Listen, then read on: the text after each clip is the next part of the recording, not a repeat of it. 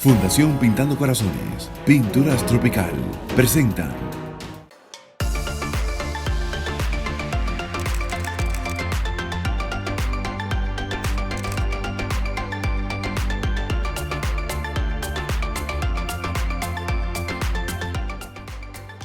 Saulo Hidalgo, un hombre movido por la fe, nativo de República Dominicana, de profesión ingeniero civil. Desarrolla su propia compañía constructora, recibe el llamado de Dios y decide abandonarlo todo para dedicarse a la evangelización de tiempo completo. Entre sus dones más destacados está la motivación y la sanación interior. En Hoy con William Sánchez, Saulo Hidalgo, vamos a conocer más de su historia. Saulo Hidalgo, un abrazo. ¿Cómo te fue? Muy bien, gracias. Gracias por la invitación, William. Un placer conocerle a usted. Sí, de verdad. Creo que lo había visto una vez en la Catedral de La Vega, en uno de los eventos. Sí. Y nunca me imaginé estar sentado aquí con usted y para mí es Yo tampoco me imaginé eso. Pero usted a mí no me conocía. Por eso no me lo imaginaba. Pues. Entonces, lo chulo de la vida es eso, que te va dando, todos los días te va dando cosas nuevas, ¿no? Así es. Y yo creo que eso lo recoge la palabra también. Claro que sí, cada oportunidades de aprender de cada una de ellas. Exactamente. Siempre. Así es, así es. Porque hasta la adversidad y los problemas están hechos para enseñarnos. A veces lo que comentaba hace un momento, lo que ha venido a nuestra vida para destruirnos, Dios lo puede usar para bendecirnos. Exactamente. Entonces, hay que siempre tener esa capacidad de buscar algo de donde no se ve. O sea que cuando una gente es de fe, los problemas lo ve como oportunidad. Debe verlos como oportunidades, si es de fe. Sí es. La fe no es lo que tú dices que tú crees por la religión a la que tú perteneces. La fe es la vida con la que tú vives, la respuesta que tú le das a las situaciones. Los grandes logradores de la vida son gente que vieron oportunidades donde los demás vieron un problema. Y de hecho, las grandes soluciones universales del mundo surgieron en medio de los problemas más grandes del mundo. Y de las necesidades. Y de las necesidades. Hay una frase que dice que la necesidad es la madre de toda creatividad. Es así. ¿Y es verdad? De hecho, si tú vas a la Biblia, yo que todo lo que hago lo hago basado en la palabra de Dios. El primer libro de la Biblia, el libro del Génesis, comienza con la palabra caos. El segundo versículo de la Biblia dice, la tierra era un caos, era un desorden. Y Dios en ese caos puso a producir su creatividad. Muy bien. Fíjate, Dios nos enseña desde que tú abres la Biblia que si tú eres semejante a Él, como Él dice, os hizo a imagen y semejanza de Dios, entonces también tenemos la capacidad de ser creativos como Dios en medio del caos. Fíjate que el caos a la gente le desagrada. El caos a la gente le asusta y le molesta. Yo quiero que todo esté en orden. Quiero que las cámaras estén en orden, las luces estén en orden, la gente esté en orden, todo para yo sentirme, puedo dar lo mejor de mí. Y Dios es todo lo contrario. Dios nos enseña que a pesar de que todo sea un desorden, yo de ese desorden puedo poner a producir. Y del desorden sacó la luz, sacó la tierra, sacó los montes, sacó esos árboles hermosos que tenemos alrededor. Todas las maravillas del mundo salieron de un caos. Sí. Si yo quiero aprender algo, lo primero que tengo que aprender es a no dejarme manipular por el caos. Y en el caos encontrar, eso sí, Dios es creativo, es creador, pero es creativo. Correcto. La creatividad no surge cuando todas las cosas están bajo tu dominio, en control. La creatividad surge cuando tu desafío va más allá de tus capacidades. Entonces tú tienes que expandir. Y el cerebro del ser humano fue hecho para estar en expansión. El hombre fue creado para ser explorador, correcto, descubridor, aventurero. Entonces, es todo lo contrario a lo que nos gusta ahora. Queremos tener todo resuelto, queremos encontrar todo hecho, queremos encontrar el trabajo de tus sueños, queremos encontrar la oportunidad de tu vida, queremos encontrar la mujer perfecta, tener los hijos perfectos. Y eso lo que hace es estancarte. Y cuando el cerebro está hecho para que cuando él se estanca, empiece a cogerse. Es correcto. La única manera de expandirlo, después del 10% que todos usamos, para tratar de asimilarlo, aunque sea el 20%, es en medio de algo más grande que tú, que te obliga a ti. Y que tú no puedes controlar. Te obliga a ser creativo. Es correcto. A buscar una solución donde los demás ven un problema. David en la Biblia. ¿Perdón? David en la Biblia. David está en la Biblia. Correcto, David, el de la Biblia. David, el muchacho, el símbolo de Israel. que su bandera es la estrella de David, ¿verdad? Vemos a Goliat. Goliat, para todo el mundo, el gigante, era un problema. Era el problema más grande que tenía. Y sin embargo, ese problema fue el que sacó a relucir a David. Si no llega Goliat, no llega David. Entonces, aquello que era el problema más, David, la gente decía, es tan grande que no puedo contra él. Y David decía, es tan grande que cuando yo le tiro no puedo fallar. Fíjate, los demás lo veían como un problema. David la vio como una oportunidad. Me van a conocer, van a saber quién soy yo. Si yo logro tumbar este gigante, mi nombre va a pasar a ser otra cosa. Es correcto. Para usted es muy fácil hablar de este tema. Es algo que le emana. Porque lo he vivido. No solo porque, exacto, no solo porque lo hace a diario, sino porque lo vive a diario. Y la gente en la televisión que ve los eventos suyos o que asiste a los eventos suyos tiene 1 millón de cuestionantes. Pero el hombre no es sacerdote. ¿De dónde le salió esto al hombre? ¿De dónde viene Saulo Hidalgo y esta inspiración? Y me gustaría preguntarle, ¿en qué se inspiró inicialmente Saulo para ser hoy el predicador? Bueno, es que según el bautismo, todos somos sacerdotes, profetas y reyes. Pero no todos vivimos como tal. Y no todos pensamos, escúchame bien, pensamos como sacerdote, profeta y rey. No todos, profeta es una persona que habla, profetiza, ve más allá. No todos hablamos así. Rey es una persona que desarrolla, que levanta una nación, un reinado. No todos vivimos así. Que es responsable, que tiene responsabilidades, que asume responsabilidades, que asume la vida de los demás y que asume crear proyectos para levantar la vida de los demás. Debieran todos los políticos escuchar esto. Sí, qué hermoso. Que no es solo hablar, es desarrollar. Correcto. La autoridad no es para tú sacar provecho de los demás. La autoridad es para que los demás aprendan a sacar provecho de ti. Correcto. Entonces, surge como una necesidad de mis necesidades. Yo necesitaba ser guiado. Yo necesitaba ser inspirado. Y lo sigo necesitando. Siempre cada persona le agrada hablar. Siempre quieres estar con alguien que te hace ver más allá de ti mismo. Correcto. Te gusta estar con una persona que no solamente te dice lo que te gusta oír, sino que te dice cosas que te hacen crecer, que te hacen avanzar. Siempre te gusta hablar con alguien que te inspira. Correcto. Siempre quieres pasar tiempo con esa persona. Siempre quieres encontrar un huequito en la vida de esa persona porque sabes que algo de esa persona te va a decir, va a hacer, te va a motivar, te va a hacer crecer. Entonces, yo necesitaba eso. ¿Qué sentías? Una necesidad de que alguien me ayude, porque me sentía, tengo muchas responsabilidades, tengo muchas cosas, tengo muchos sueños, pero no sé cómo lograrlo, no sé cómo lo que tengo en mi mente ponerlo frente a mis ojos. ¿Qué edad tenía usted cuando? Yo empecé el camino del Señor detrás de una jovencita, que era una muñeca, una belleza, y lo sigue viendo. El único problema de esa muchacha es que era ciega. No. Sí, era ciega y todavía sigue siendo ciega. Porque no me vio, no sé qué fue lo que ella vio en mí y todavía sigue ciega, que no sé qué es lo que ve, pero ahí está conmigo a mi lado. Entonces esa muchachita era como tan linda, tan dulce, tan llena era como tan apasionada, tan sencillito. Y yo decía, ¿y qué es lo que esta muchacha tiene que me volvió loco? Era bonita, pues también tenía algo adentro. Sí. Entonces esa muchachita pues me metió ahí detrás de ella. Yo entré a la iglesia detrás de ella. Yo no entré de la iglesia detrás de Dios. Entonces detrás de ella, si ella está ahí, hay que ir para allá, vamos. Pero ella es Dios. Al final Dios se manifiesta en cada uno de nosotros. Sí, pero sí se manifestó mucho en ella a través de mí. Puedo decir que hoy soy lo que soy gracias a ella, porque ella fue que me metió. Ella era de una familia católica y asistía a una iglesia normal. Sí, pero no por la familia, sino por ella misma. Por ella misma. Encontró ahí, no sé, yo decía qué fue lo que encontró ahí, que le llamaba tanto la atención y que se metió en el coro y que ensayaba y que su tiempo libre se lo dedicaba a eso. En vez de dedicárselo como se lo dedicaba a todo el mundo a otras cosas, ella se lo dedicaba porque ahí se sentía feliz. Correcto. Y entonces yo encontré ahí pues una puerta. Ok, entonces hiciste un clic primero con ella. Sí, claro. Con ella. Por supuesto. Y el día del clic con la iglesia o con la fe. Bueno, vuelvo y te digo, siempre alguien alguien te inspira.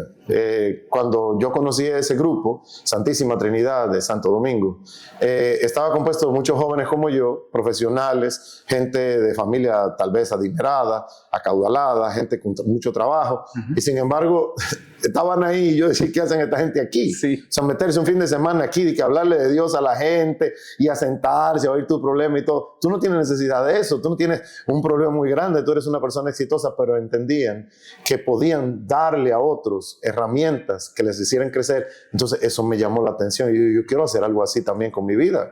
Yo puedo ayudar a otra gente, aunque yo no sepa, yo no sabía nada, pero puedo aprender. Y de pequeñas cositas tú vas descubriendo. Hablábamos hace un momento, como el Jiu-Jitsu. Ajá. Es interesante el Jiu-Jitsu. Siempre me llamó la atención. Steven Seagal, Sí. por ejemplo, que lo mencionaron. Sí. Porque es una disciplina que usa lo que está en contra de ella. Sí. O sea, usa el peso del oponente, la velocidad del oponente, la agresividad del oponente, en contra del oponente. O sea, lo que él tiene para destruirte, tú lo usas para destruirlo a él. Correcto. O sea, hay gente que puede descubrir que tienes un talento para, dentro de lo que trae la persona, cada persona tiene un inventario. Correcto. Por eso Dios, cuando se encontró con Moisés, que lo va a mandar a sacar a Egipto, a Faraón de Egipto, a Israel de Egipto, le dice a Moisés, ¿qué tienes en la mano? O sea, vamos a ver lo que tú tienes, porque lo que tú tienes, tú ni sabes lo que tienes. Primero vamos a hacer un inventario. Y yo descubrí que yo tenía cosas que no sabía, y otros me hicieron descubrir mi inventario. Me hicieron contabilizarme. La mayoría de nosotros le pasamos inventario a lo que los demás tienen. Y no lo pasamos a nosotros mismos. Y vivimos amargados con las redes sociales, aunque no lo digamos nunca. Eso es verdad. Pero vivimos celosos de lo que los demás tienen, porque vemos el inventario de los demás y lo comparamos con el nuestro. Decimos, yo no tengo nada. Yo vine a mostrarte todo lo contrario. Deja de ver el inventario de los demás y mira el inventario tuyo y ponlo a producir. Claro. Ahora, ¿cómo lo hago? Ahí está el trabajo. Ahí está el trabajo. Pero una persona normal, ¿a qué se dedicaba en ese tiempo? En ese tiempo trabajaba en termoenvases. Una empresa. Una empresa que conocí a un hombre llamado José Singer, que me sacó el jugo, pero me enseñó mucho. Sí. Porque es un tipo honesto, un tipo muy capaz, brillante, un economista brillante, pero judío. Judío. Y ella sabe que los judíos te van a exprimir hasta donde ellos puedan. Sí. Me exprimió, pero me enseñó. Me dejó un legado muy grande. Me sacó muchas lágrimas, muchas frustraciones, pero también sacó desafíos de mí. Qué hermoso. Me hizo desafiarme, me hizo ir más allá. Entonces, combinaba mucho trabajo de desarrollo de una empresa, que yo no sabía nada, yo soy ingeniero civil, qué sé yo de eso, qué sé yo de mercado, qué sé yo de clientes, qué sé yo de venta, qué sé yo de negocios, no sabía nada de eso. Yo sé de construcción, sabía de números, sabía de cálculos, de dinámica, de matrices, de física, de estática, sabía hasta de electricidad un poco, no sabía nada de negocios. Y este hombre, Dios, como siempre, te pone en lugares. Me puso a vender zapatos en un tiempo de mi vida donde no había salido de la universidad, graduado summa cum laude y no había trabajo. Ingenieros y arquitectos suicidándose, perdiendo su trabajo. ¿Y qué tú dices? ¿Ahora qué hago? Yo tengo todo el conocimiento, toda la capacidad. Era del grupito élite de mi universidad de INTEC, donde los profesores no tenían así. Éramos 5. Dentro de ellos, ayer encontré la hermana de la más brillante, Indira, de Jesús. Se llama, esa muchacha era una genio y era mi inspiración también. Wow. Y Edgar también era otro genio de Nagua, mi amigo Edgar. Eran genios al lado mío, entonces eso me obligaba a mí también. Y nos graduamos así y de repente me salí y no tenía nada. Yo pensé que me iban a encontrar, me iban a esperar así. Aquí está el mejor trabajo de la mejor empresa, vas a ganar más que nadie, toma. Ok, y sacaste tu inventario, sin saberlo. Y tuve que poner a sacar mi inventario poniendo zapatos. Exactamente. Agachado a gente que le olían los pies mal. Sí. Pero ahí Dios me empezó a enseñar una cosa muy importante, que se llama humildad. Sí. Por eso, hablamos del inventario. ¿Te encontraste con la humildad? Me encontré con un saco de humildad. No la quería. Sí. No la andaba buscando. Y no pagué para que me la enseñaran. Pero ella vino a mí, a la mala. A la mala. Porque Dios tiene sus maneras y sus métodos. Pero lo importante no es bendecirte. Lo importante es hacerte crecer. Dios nos trae en esta tierra. Creced y multiplicaos. Multiplicarse no es ten muchos hijos, ten muchas mujeres, muchas relaciones. Multiplicarte es lo que yo te di. Ese es el talento. Sácalo y conviértelo en algo mucho mejor. En la vida, y de eso voy a hablar en una conferencia con Alaber y con la otra cooperativa, Copedac, este sábado. La iglesia, de alguna manera, ha enseñado a la gente a creer que Dios le da cosas. Yo quiero una silla, yo quiero una mesa, yo quiero una casa. Y Dios no da ni sillas, ni mesas, ni casas. Dios da árboles. Exacto. Yo te doy el árbol. Tu trabajo es agarrar ese árbol y convertirlo en una mesa, en una silla, en una casa, en un puente. Dios no te da la casa y te frustras pidiéndole, yo quiero la casa, yo quiero la casa, yo quiero la casa, yo quiero la silla. Dios no da sillas ni casas. Dios te da el árbol para que tú, eso que te dieron, tú lo agarres y lo transformes en otra cosa mejor. Por eso hoy tenemos iPhones, tenemos satélites y tenemos aviones. Dios lo que le dio fue el árbol. Exacto. Pero hubo una generación de gente que agarró su árbol y lo puso y lo transformó. Nuestra generación de ahora no quiere transformar el árbol, quiere que se lo entreguen en la mano. Lo quiero hecho. Y Dios no lo va a hacer. O si lo hace, es pasajero, temporal, y en algún momento lo que viene después va a ser peor que lo que disfrutaste. Déjamelo hasta ahí, porque me tengo que ir a la pausa. Correcto. Pero lo vamos a retomar. Pero cuando regresemos de la pausa, quiero preguntarte dos cosas de eso y quiero que me digas, el primer día que te paraste frente al público, ¿qué sentiste? ¿Cuál fue el llamado? ¿Cómo conectaste con el público? Y quiero que me digas también, si abrimos la Biblia, el libro favorito tuyo y por qué. ¿De acuerdo? Okay. Pues me voy a la pausa. No se vayan, estoy conversando con Saulo Hidalgo.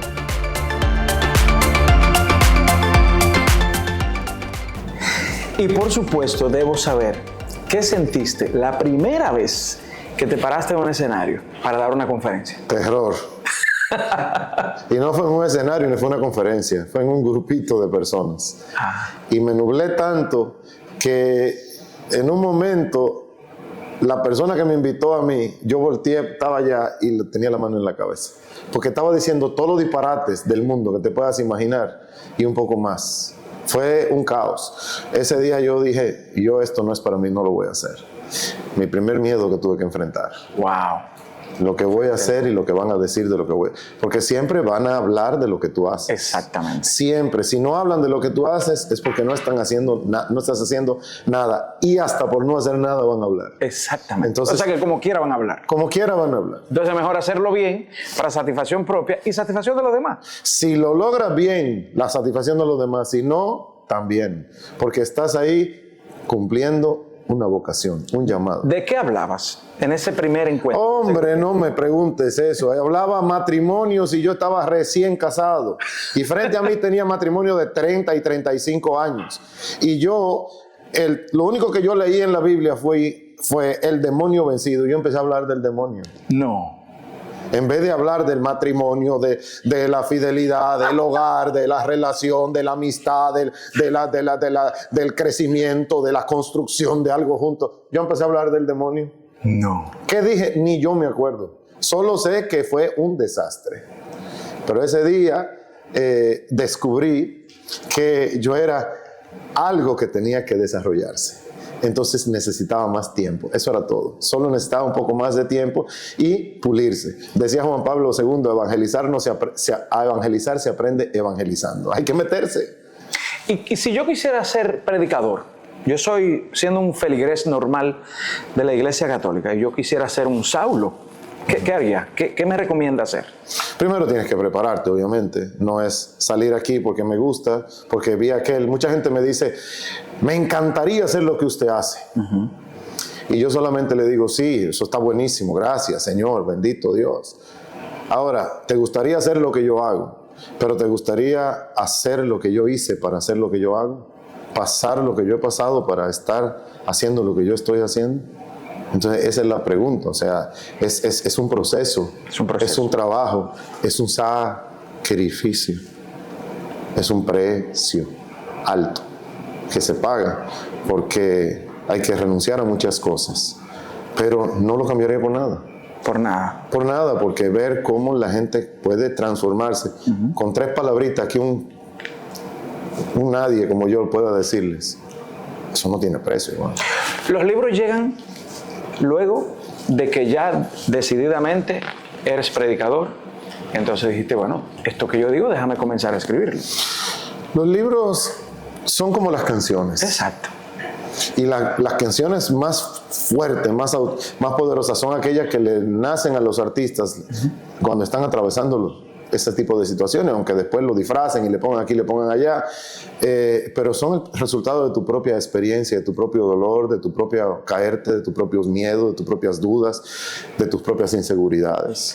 Cuando escribí El miedo no me dominará, que es mi más reciente libro, lo escribí en medio de la pandemia, lo escribí sin trabajo, lo escribí en mi casa sin saber con qué yo voy a pagar los gastos de la casa de este mes, con qué voy a sostener mi casa. Todo se cerró. Lo primero que se cerró fue lo que yo hago. Y lo último que se abrió fue lo que yo hago. Exactamente. No hay reuniones de gente. Yo me desarrollo con gente. Sí. Grupos, eventos, multitudes. Y lo primero que prohibieron fue por gobierno, por ley. Sí. No hay reuniones de gente. No se van a reunir 200 personas en ninguna parte. Prohibido. Exacto. Me dijeron a mí, muérete de hambre. Entonces, en medio de ese miedo, ¿qué voy a hacer? Solo en Estados Unidos, donde vivimos por muchos años, pero solos. Hemos aprendido ahí a sacarle provecho a eso. Sí. Somos una familia feliz, nunca hemos sentido soledad, porque entre nosotros encontramos lo que aquí tú tienes que buscar en 1 millón de gente, yo lo encontré en mis 3 gente que tenía a mi lado, mi esposa y mis 2 hijos. Pero ahora, ¿qué hacemos? Entonces, en ese miedo surgió el miedo, es que no me va a dominar a mí. Y descubrí una historia que me impactó mucho, porque una vez fui a un lugar en Alabama, donde tienen un monumento. En Estados Unidos son famosos porque cada ciudad tiene algo que lo identifica y lo ponen como una bandera. Sí. El monumento que tenía era un gorgojo. Un gorgojo. Un gorgojo. Y el monumento era porque el gorgojo, ese estado, esa ciudad era especialista en producir algodón. Y el gorgojo de repente llegó, no sé si fue de México o de una importación o no sé de dónde, y se estableció en ese lugar y acabó con todos los productores de algodón. Con todos. Quebró a todo el mundo. Y una persona quebrada por el gorgojo decidió viajó a un lugar y vio que estaban cultivando maní, peanuts.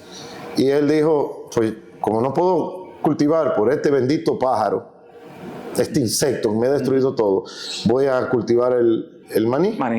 Y empezó a cultivar maní, y en la primera cosecha le fue muy bien, inspiró a otras personas. En la segunda cosecha pagaron todas sus deudas y cambiaron totalmente la estructura, se volvieron ultramillonarios cultivando lo que nunca habían hecho gracias a aquello. Al gorgojo. Al gorgojo. Gracias al gorgojo. Y hicieron el monumento a un gorgojo. Si no hubiera sido por ti, yo siguiera todavía en lo mismo, luchando y frustrándome por algo que no arranca y que no cambia. Exacto.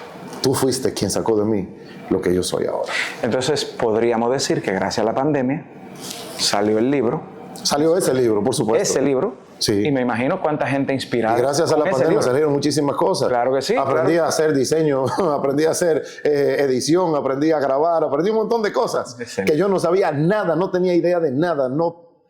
Mucha gente. Ahí fue que destacó ese tipo de cosas. ¿Cuántos libros escritos ya? 10. 10 libros. ¿Podemos mencionarlos?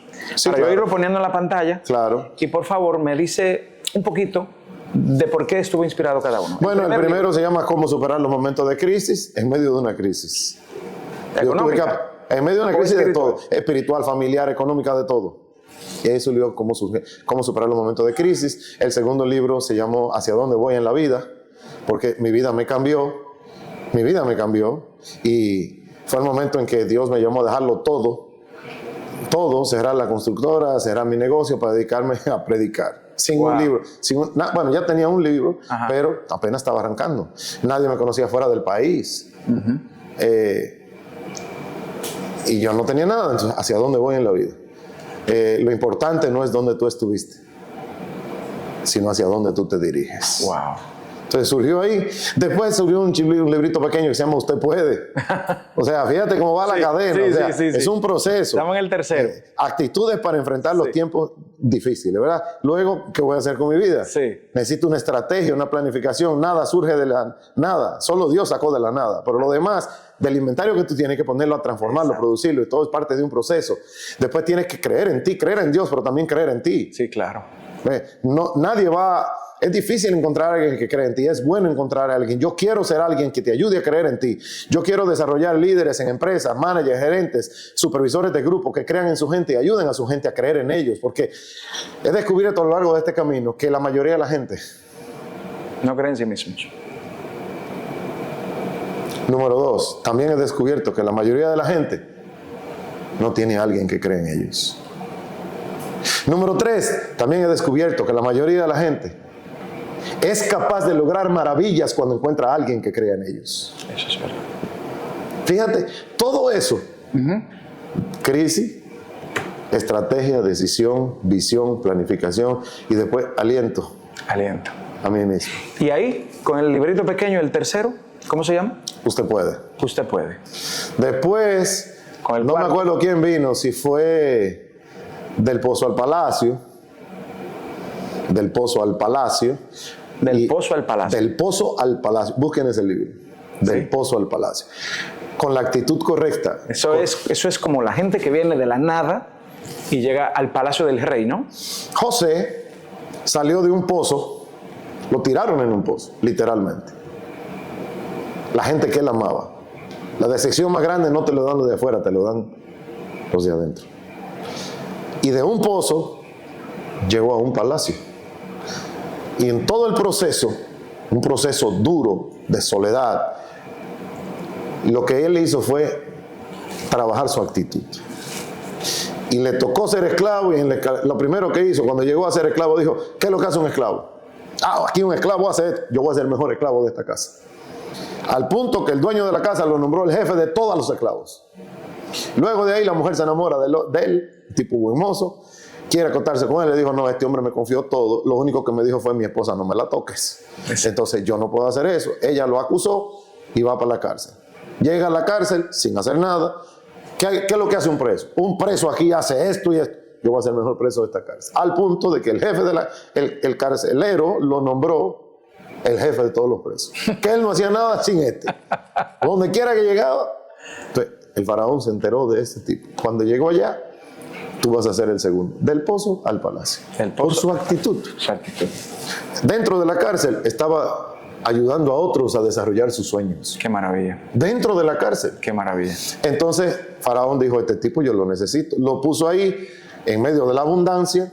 Él aprendió, se volvió el vicepresidente, el administrador del Banco Central, y en la época de crisis manejó la abundancia. Muy bien. Al punto de que le sacó provecho. Venían de todo el mundo a hacer dinero a Egipto, a comprarle, ¿verdad? Con la actitud correcta puede salir del pozo al palacio. Y llegar todo eso al está palacio. recogido en el libro número 4. Sí. ¿Y el 5? Pero con la actitud incorrecta puede salir del pozo y entrar del palacio y entrar en el pozo. Exactamente. Fíjate, todo depende de la actitud, no de la aptitud. No, de la sino con de la, C. Con C, Correcto. actitud. De ahí para adelante ya se me olvidan, creo que vino el libro de No te rindas, o vino de La Familia, no me acuerdo muy bien.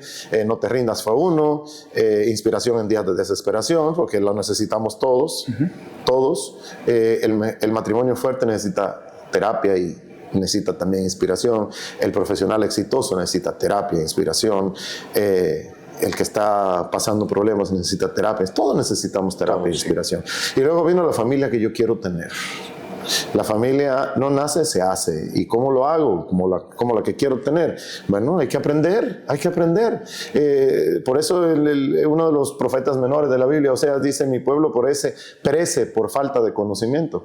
El conocimiento es poder, como dicen muchas personas. Ahora la reina de belleza, una belleza. Sí. Y una persona que de verdad me encanta. Me encanta sus formas. Cuando le hicieron aquella pregunta, ¿qué prefieres? Yo la vi eso, lo único que pude ver fue ese pedacito. ¿Qué prefieres? ¿Belleza, inteligencia y riqueza? ¿O conocimiento? ¿Riqueza, conocimiento o belleza? Ajá. Y ella dijo, inteligencia fue que le preguntaron. Sí. Ella dijo, yo prefiero knowledge. Sí. Porque knowledge. Yo puedo tener la belleza por dentro, administrar la belleza por fuera. Porque dijo, ella mencionó a Nelson Mandela. Sí. Pasó casi 30 años en la cárcel. Ella dijo, porque el conocimiento trae el poder. El conocimiento trae la riqueza. Y la belleza interior, la belleza que más atrae, no es la que traes por fuera, sino la que llevas por dentro. Sí, ya entonces, definitivamente el conocimiento es impresionante. ¿Y el libro favorito suyo de la Biblia? ¿Cuál es? El libro de Génesis. Génesis. ¿Por qué? Y nadie habla de él, casi nadie predica de él. ¿Por eso? ¿Por qué? Bueno, porque es el libro de los comienzos. Y para entender lo que hay que entender lo que hubo. Y si todo comienza con Dios, terminará bien. Si pones a Dios al principio, es garantía de que al final terminará bien. Entonces es interesante todos los desastres, todas las desgracias, todas las calamidades, todos los modelos erróneos de familia que hay ahí. Sí. Las 12 tribus de Israel nacieron de un pleito, de una familia, de un desastre, de una locura. José nació de una familia de locos. José nació en medio de enemistad, de hermanos que se odiaban, de papá ausente, de papá pasivo, de papá que no se... ahora entendemos que nuestros hijos necesitan un ambiente correcto para crecer, y es correcto psicológicamente. El niño promedio, para que crezca sano, necesita mínimo 20 abrazos diarios. Así es. En medio de este mundo de ataque, de vanidad, de competencia, necesitas sentir la seguridad, y la seguridad te la da el abrazo de tu familia. Me dijo que tiene 2 hijos, por cierto. Tengo 2. Mariel, no te lo había dicho, pero sí tengo 2. Sí, ahorita usted lo dijo. Que tu familia hermosa. Sí, es cierto, hijos. Lo dije, tienes razón. Entonces, 2 hijos, ¿cómo se llaman? Nicole y Saulo. Préstame, por favor, el celular, Mariel. Yo le dije a la gente que iba a tener esta conversación con usted. Okay. Y que podían enviarme algunas preguntas. Y yo tengo el compromiso de hacer algunas que llegaron. Okay. Han llegado muchas, y la verdad que no tengo el tiempo para hacerla todo. Pero justamente hablando de la familia, hubo alguien, vive en Estados Unidos, que le mandó una pregunta. A ver. Como padres de niños adolescentes que van creciendo en un mundo sin temor a Dios y desafiando todos los mandamientos, además de orar todas las noches con nuestros hijos, llevarlos a misa toda la semana y formarlos en el sacramento, ¿qué otras herramientas podemos usar los padres para criarlos con temor a Dios y respeto por ellos y por sus vidas? Yo siempre he creído que los padres somos diseñadores. Diseñadores para diseñar la vida, esculpir la vida, formar la vida, darle shaping, se llama en inglés, darle la forma que ellos quieren. Como nosotros, dice la Biblia, ustedes son barro en manos del alfarero. Los hijos son barros en manos del alfarero también. El alfarero se toma tiempo, y el alfarero a veces, cuando Dios le dio esa visión al profeta Jeremías, llegó a la casa del alfarero, Dios le dijo, vete que yo te voy a enseñar, yo te voy a hablar ahí. Y en un momento la vasija que él estaba haciendo se le echó a perder. Se le echó a perder literalmente. Y cuando se le echó a perder, él tenía la experiencia, él tenía la dedicación, él había preparado todo, pero se le echó a perder. A veces se te echa a perder en tus propias manos. Dios le dijo, ¿qué crees que va a hacer ahora? Y dice que el alfarero agarró el barro otra vez y le puso más agua, le puso más tiempo, lo molió mejor, lo trabajó mejor, e hizo de esa vasija una mucho mejor de la que había hecho antes de que se rompiera. O sea, en la vida nunca vamos a tener la garantía de que no se va a echar a perder algo en algún momento, pero tenemos las manos, el carácter, el amor, y nos falta el conocimiento para poderle dar forma otra vez. Entonces, si me voy a la Biblia otra vez, dice la Biblia que los hijos son como flechas en manos del arquero, ¿verdad? O sea, que tú las lanzas. Yo decido dónde quiero lanzarte. A lo mejor el mundo tiene todo en contra, pero es tan poderoso el vínculo familiar que la semilla que siembras, aunque no la veas crecer en ese momento, va a dar resultado en algún otro momento. Otra persona me pregunta... Y no te desesperes. Sobre todo. Punto. Sobre todo. No pierdas el control. No pierdas, si ellos perdieron la cabeza, no la pierdas tú. Muy bien. Porque alguien en la casa tiene que tener la cabeza. Si tu marido perdió la cabeza, no la pierdas tú. Si tu esposa perdió la cabeza, no la pierdas tú. Trata de tú mantener tu cabeza, porque el enemigo lo que quiere es que tú pierdas la cabeza. Porque sin cabeza tus decisiones no se van a basar en tu conocimiento y en tu convencimiento, se van a basar en tus emociones. Y ninguna decisión basada en emociones va a funcionar.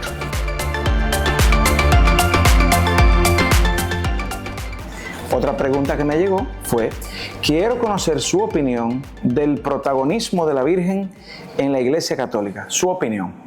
del protagonismo. Bueno, quizás a veces en algunos lugares la sobreprotagonizan, quizás en otros lugares la desprotagonizan, pero definitivamente tiene un protagonismo importante porque el Nuevo Testamento se abre con ella. Su vida es muy poco conocida porque nunca le robó el protagonismo a Jesús, ni siquiera hablaba. Sus palabras y sus ejemplos siempre fueron un ejemplo de familia, un ejemplo de manejo de crisis familiar. Cuando el hijo se pierde, es una crisis familiar. Sí. O sea, Dios te dio lo más grande que le puede dar a una persona y se te pierde. Hasta la Sagrada Familia se le perdieron. Y primer ejemplo, se regresan juntos. No están discutiendo, es tu culpa, tú eres el hombre, tú eres la mujer, tú eres la responsable, yo estoy en los negocios. Se decidieron regresar juntos. Luego llega donde el niño y lo encuentra, no empieza con juicio, con golpes, con acusaciones, con pleitos. Lo primero que le dice es, hijo. O sea, ese vínculo no lo rompe. Tú puedes hacer lo que tú quieres y siempre seguirás siendo mi hijo. Ya, te desarmé. Ahora, la segunda. ¿Por qué hiciste eso? Quiero escucharte, no quiero enjuiciarte. A un niño de 12 años, yo lo hubiera agarrado y lo hubiera... Y le da un jalón de oreja, claro. Pero muchacho, tú estás volviendo... No, quiero escucharte. O sea, su protagonismo es importante, su ejemplo de fe, su valor al pie de la cruz. Es mucha la historia. Y definitivamente hay que amar la madre de mi Señor. Qué honor, la madre de mi Señor. Entonces, es un personaje en la Biblia y en la historia de la salvación para tenerlo en un lugar sumamente importante como nosotros la tenemos. Muy bien. Pero tampoco en un lugar donde le robe el protagonismo al que dio la vida, al que vino y al que es Dios hecho carne a través de ella. Tiene un papel importante, pero siempre aquí está el Hijo, Él va a resolver el problema. Exacto. Muy bien. Gente aquí también que escribió, pregúntale por qué siempre él anda vestido como mexicano. ¿Cómo visten los mexicanos? Yo no sé. Bueno, yo conozco mucho a los mexicanos porque donde yo vivo todos son mexicanos casi, los que son hispanos. Pero el mexicano que viste como mexicano anda con un sombrero charro. Ajá. Anda con un sombrero. Con un sombrero charro. Son los sombreros típicos de los mariachis y todos los típicos mexicanos. Anda con una correa. Con la hebilla grande. La hebilla grande, pero una hebilla específica mexicana, sí, con un tejido que vale un dinero, sí, esa correa. Yo visto como vaquero, que es diferente, no como mexicano. Porque yo aprendí a montar caballo antes que caminar. Mis años y mis experiencias más hermosas de mi vida la pasé en la finca de mis abuelos, de mi abuela. Fue mi experiencia más grande. Yo tenía caballo, yo tenía una que otra vaca, yo vivía entre las vacas, yo ordeñaba vacas, mi vida fue esa, mi mundo fue ese. He montado caballo toda la vida y entonces uso botas porque siempre me gustaba usar botas. Ya cuando fui adulto, que ya no me importa lo que nadie diga, me pongo mi bota todo el tiempo. Predico con botas, yo no sé lo que son unos zapatos. ¿Y es verdad? Y ando con ellas. Es verdad, tiene la bota de vaquero. Y cuando puedo, pongo sombrero porque los que no tenemos mucho pelo donde yo vivo, hace mucho sol, es un clima muy fuerte, yo estoy mucho tiempo fuera. Entonces el sombrero no es algo normal que todo el mundo lo usa. El sombrero de ese tipo. Entonces yo ando con mi sombrero siempre. Me ayuda para el frío, me ayuda para el calor, me ayuda para la lluvia y me ayuda porque me gusta. Sí. Tengo muchas preguntas, pero voy a hacer una más. Aquí dice, él es excelente inspirando y me gustaría saber si algunos de sus hijos ya están inspirados para seguir su camino. Actualmente no, pero sí tengo que admitirlo, mis hijos son seres humanos extraordinarios. ¿Por qué? Porque sacaron el corazón de su mamá y sacaron todas las virtudes de su mamá. Y mis nietas ahora, mi esposa las está también criando, ayudando. Entonces, garantía de que van a ser no hay regalo más grande para mí que ver a mi esposa educando y criando a mis nietas. Hablan muchísimo de tu esposa. Incluso le llaman la muñequita, ¿no? Sí. La muñequita. Sí. ¿Cómo se llama ella? Eli. Un nombre corto, pero hermoso. Y me imagino que la manifestación de amor es constante todos los días, ¿no? Todos los días. ¿Sí? A veces no, pero yo se los recuerdo. ¿Cuál es la manifestación de amor más común en la casa? ¿El abrazo, el beso, la palabra? ¿Cuál? Todos al mismo tiempo, porque ella de todos siempre saca. Siempre saca cariño, siempre saca alegría, siempre saca... su presencia a mí me llena. Su presencia me llena. estar con ella me llena. Por ejemplo, agarramos una carretera, vamos de misión para New Orleans, vamos a misión para Oklahoma, que me quedan 9 horas de manejo. Para mí es un paseo, ella va conmigo. La mitad del camino, bueno, la 3/4 parte del camino va durmiendo. Y yo voy oyendo a Camilo Sexto. Pero siempre hay temas de que hablar, siempre hay cosas de que hablar, siempre todo. De verdad, no, me acompaña ahora en la misión y para mí es no vengo de trabajo, vengo de vacaciones. De verdad, ella tiene mucho que me llena. Muy bien. ¿Qué tan difícil es abrirse camino predicando la palabra de Dios? O sea, ¿qué tan difícil es tener éxito? Porque al final es un trabajo. Y todos los que trabajamos buscamos ser exitosos en lo que hacemos. ¿Qué tan difícil es? Todo depende de lo que llames éxito. Porque si es económicamente, tal vez nunca lo puedas lograr. Y sobre todo en estos tiempos donde ha habido un declive en el interés de las personas por lo espiritual. Cada vez el ser humano se ha vuelto más egoísta, solo pensar más en sí mismo, en sacar provecho de cada situación. Los políticos nos han enseñado eso, los cantantes de dembow nos enseñan eso. Todo lo que tiene que ver con el narcotráfico y su impacto nos enseña eso. Y cada vez menos personas miran al otro. Entonces, si lo ves desde ese punto de vista, es difícil. Si lo ves desde el punto de vista de agarrar likes, de agarrar seguidores, de llenar estadios, es un poco difícil también porque todos los conciertos, cualquier artista viene de 50 años, 60 años atrás, o que nació ayer y que no canta nada, como Bad Bunny, no canta nada absolutamente, y te llena 3 días de corrido un estadio. Así es. Y la gente tiene el dinero para pagarlo, porque la gente quiere entretenimiento, no quiere crecimiento. Y prefieren pagar lo que valga una entrada por pasarse 2 horas riendo y bailando y gritando y perder la voz gritando, que ir a un lugar donde te van a dar herramientas para que mañana tú puedas salir adelante. Entonces, ese éxito cada día se pone más difícil y eso nos hace desarrollar nuestro inventario. Busca adentro que hay siempre en tu inventario algo. Lo que no esté en tu inventario no va a producir. Solo produce lo que está en tu inventario. Ahora, ¿qué tengo en mi inventario? Muy bien. Su opinión sobre el Papa Francisco. Una joya para mí. Muy criticado, muy atacado, quizás en los últimos tiempos el que más ha sido criticado por la división que hay entre liberales y conservadores, que lo han tildado a él de liberal y lo acusan de liberal, porque él es más que político, es pastor. Y más que jefe de una religión o de una iglesia, es el guía espiritual del mundo de la religión católica. Se ha enfocado, cree en la gente, quiere que la gente se desarrolle, quiere que no sea solo la curia la que tenga la responsabilidad de llevar a Cristo al mundo, sino que todos lo descubramos, todos ejerzamos nuestro papel, porque al final la iglesia no es de la curia, la iglesia es de todos, por eso se llama católica universal. Tienen funciones diferentes, pero cada uno tiene que encontrar su lugar, su talento, descubrirlo y ponerlo a producir. Si tú lo tienes ahí abajo y lo tienes a un lado y le tienes por celos, por envidias, por lo que tú quieras, o por falta de ¿cómo se llama eso? De identidad, de autoestima, que crees que te van a opacar a ti. No, si hay algo que tiene más que tú, déjalo que crezca. Tú vas a tener tu lugar, él va a tener su lugar. Al final lo que importa es que Cristo llegue. Y Jesús dijo, yo he venido para que tengan vida y vida en abundancia. Nuestro trabajo es, al final, darle vida a la gente. ¿Por qué me pusiste la Iglesia Católica entre comillas? Jefe de la Iglesia Católica. Porque no es solo jefe de la Iglesia Católica, es el pastor de la tierra, de la humanidad, del ser humano. Él es el pastor, él es la persona que representa a Cristo, ¿verdad? Entonces, él es la persona llamada a, aunque no seas de mi religión, aunque no tenga mi doctrina y mis creencias, pero eres parte de la familia también. No todos son iguales, los 5 dedos de la mano no son iguales. No porque no confíes en mi religión, mi credo, yo te voy a rechazar y te voy a considerar inferior. Al contrario, tengo que mostrarte dentro de ese amor que Jesús mostró, que nuestra fe es tan grande que nos hace ser capaces de mantenernos unidos, aunque seamos diferentes. Muy bien. Tengo que preguntarte muchas cosas personales. A ver. ¿Color favorito? El azul. ¿El azul? ¿Y por qué? No sé, siempre me ha gustado el azul y no tiene que ver con el Licey.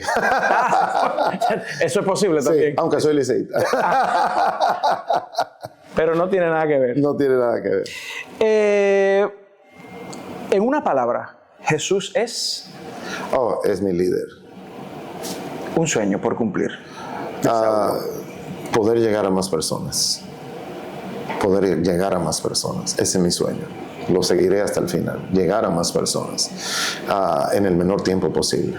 ¿Tú sientes que cuando tiene este tipo de encuentros, conferencias, etcétera, etcétera, sientes que de verdad hay un % importante que asume la palabra? Sí. Absolutamente, aunque nunca te digan gracias, aunque nunca te escriban por redes sociales, aunque nunca te vean y se acerquen para saludarte, darte la mano, absolutamente, es imposible. Él le dice, si la palabra de Dios sale, nunca vuelve vacía. Si ese es tu objetivo y te preparaste para eso, absolutamente, algo va a quedar ahí. ¿Tu aroma favorito? El bueno. Un perfume, el perfume tuyo, el que no te falta. Se llama Nuit 29. Nuit 29. Sí. Anótenlo. Anótenlo. Sí. Huele bien el hombre. Sí. Un viaje soñado que no hayas hecho. A África. África. Un safari. Pero no de cacería. No. Sino para conocer. Me encantaría. Nunca lo he podido lograr. He ido a muchísimos lugares del mundo, generalmente predicando o llevando gente en peregrinación. Acabamos de estar en Egipto. Era uno de mis sueños. Wow. Pude entrar con mi hijo a la pirámide de Keops. Adentro la abrieron ese día y pudimos gateando, subir en eso, claustrofóbico, caliente, calor, sin oxígeno, subimos allá arriba. Y cuando bajé y ver las momias, especialmente, no la de Tutankamón, sino la de Ramsés II, el que más se atribuye a la época de Moisés, ¿verdad? Y cuando salí de ahí, de aquella cosa impresionante, cada roca, la más pequeña, 3 toneladas, cortadas perfectamente antes de la era del metal. Una cosa impresionante. Sí. Solamente salí y le dije, todo esto, faraón, lo venció Moisés, lo venció Dios. Te vencimos. Solamente le dije, es más grande el que está con nosotros que todo esto que está en contra. Qué maravilla. Me dijiste, te toma tu carretera con Camilo VI encendido. Encendido. Canción Rocío favorita. Dúrcal. También. Canción favorita. Amor a Mar de Camilo VI. Amor, si tu dolor fuera mío y el mío tuyo, qué bonito sería. Amor, amar. Un poquito Pero esa cantante canción. favorita para mí, Celine Dion. Celine Dion. Celine Dion. Qué pena, enferma. Sí, pero pena. un ser fuera de serie. Sí, Sí, definitivamente. ellas se salen fuera de serie. Y la comida favorita. Ay, tengo mucha comida. Mi esposa dice que yo como lo que sea. Yo no Ahí hay un problema. Realmente, mira, como misionero he aprendido que cuando yo tengo hambre, cualquier cosa que me pongan delante me va a gustar. Yo no tengo preferencia. Me gusta la carne, obviamente. Tengo problemas con mi hijo que es vegan, es vegano. Ay. Entonces yo le digo, mira, un viejo como yo, carnívoro y del campo, es difícil que tú lo saques de ahí. Pero la carne, Muy realmente bien. la carne. ¿Y qué raro no canta? Porque Dios no me dio ese talento. Quisiera, soñaría, me veo en los escenarios cantando y me bajo de la nube. Y mira, no parece. Tiene un buen tono de voz. No. ¿No? No. Nunca lo he intentado. Sí. ¿Sí? Sí. Y yo mismo me oigo y digo, qué desastre. Eso lo pasa a todo el mundo, tranquilo. No, yo no puedo oírme, no. ¿No? Mi voz se distorsiona en el micrófono. Yo me oigo bien, pero pongo un micrófono y suena un desastre. Vergüenza. Mi esposa se ríe de mí y me dice, sigue predicando. Sí. Es que tampoco tiene ayuda. ¿Sí? No, ella no me ayuda. No tenía Ella no ayuda. me inspira. Ella No no saca ayuda. grandeza de mí. Mira, se nos fue el tiempo. Ay, qué pena. De verdad. Pero tengo que decirte honestamente que estoy muy agradecido. Y yo de tener un tremendo conferencista, entrevistador. Muchas De gracias. verdad, te felicito. Es difícil encontrar a alguien así. Muchas gracias. Para mí también ha sido muy fácil. Sí. Porque tú fluyes. La verdad te fluye. Increíble. Y Qué dijiste bueno. algo interesante. Prepararse para las cosas. Sí. Me gustaría que abras la Biblia ¿A dónde quieres que la abra? donde tú quieras. Y que despidamos el programa con un pasaje bíblico, un versículo, lo que tú quieras. Pero con algo tuyo, inspirador. Ok, voy a abrir la Biblia, voy a buscar un texto. Mi Biblia está bien viejita, yo tengo como 30 Biblias, pero esta es la que siempre anda conmigo, la que siempre me lleva a todas partes. Y voy a llevarla específicamente a un texto de la Biblia, tengo todo esto rayado, de Saulo de Tarso. San Pablo, le escribe a una comunidad que está en una ciudad que se llama Filipi en Grecia. Hemos estado ahí varias veces ya. Muy bien. Es impresionante a esa comunidad. Y él le escribe en el capítulo 4 de la carta a los Filipenses, en el versículo 11, dice: he aprendido a contentarme, sea cual sea mi situación. Escuche, este es un hombre que está preso, que ya está, más adelante lo dice, ya yo estoy listo para partir. Dice, en todo, el hombre joven le escribe a un hombre, el hombre adulto le escribe a un hombre joven, le dice: he aprendido a contentarme, sea cual sea mi situación. Sé vivir en pobreza. Escúchenme esto, por favor. Sé vivir en pobreza y sé vivir en prosperidad. En todo y por todo he aprendido el secreto, tanto de ser saciado como de tener hambre, de tener abundancia como de tener necesidad. Todo lo puedo en Cristo que me fortalece. Qué maravilla. No puedes quedarte solo en el todo lo puedo en Cristo que me fortalece. Agárrame los dos anteriores. Todo lo puedo porque he aprendido. En la vida hay que aprender a estar contento. Aprendí a estar contento, viudo, con mi hijo en el cementerio, con mi empresa quebrada, con el cáncer en mis huesos. He aprendido, sea cual sea mi situación. Eso se llama madurez. No se llama fanatismo, no se llama locura, galloloquismo le decimos nosotros. Se llama el resultado de los años que te hacen ser flexible. Aprendí a ser contento. Aprende a estar contento, sea cual sea tu situación, porque la vida sube y baja, sube y baja. Un placer. Gracias. Yo espero que a ustedes les haya gustado tanto como a mí. Qué bueno. Hasta aquí llegó el programa de hoy. Muchísimas gracias a ustedes.